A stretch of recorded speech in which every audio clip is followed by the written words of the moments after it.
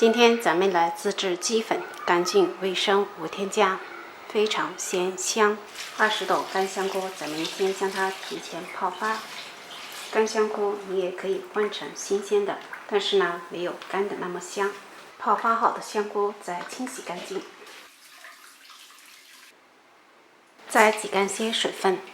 挤干水分的香菇，我们再将它切成条。香菇的蒂就不需要去了。切好的香菇再平铺在烤盘上，放入提前预热好的烤箱，上下火120度，先烤20分钟。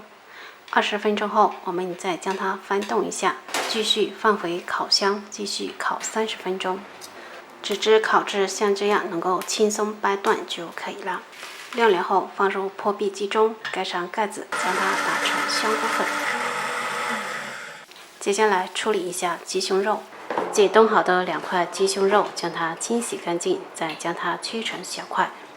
切好的鸡胸肉直接放入锅中，加适量的清水，少许料酒去腥，3片姜，盖上盖子，开大火将它煮开。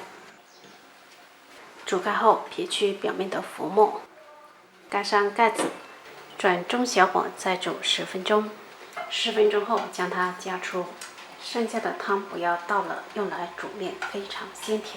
用擀面杖将煮好的鸡胸肉捣成肉丝，这样鸡饼就可以了。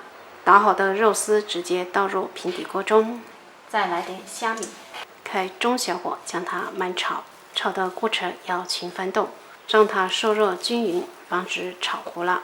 待肉丝炒至6成干，加入适量的盐，少许生抽，将它翻炒均匀。继续将水分完全炒干，继续将它翻炒至像这样金黄，能够听见清脆的声音就可以了。装碗晾凉，晾凉后直接倒入破壁机中，跟香菇粉继续搅打混合均匀。我们的鸡粉就做好了，刚才尝了一下，口感非常的鲜香。自制的鸡粉干净无添加，喜欢的朋友可以在家试一下。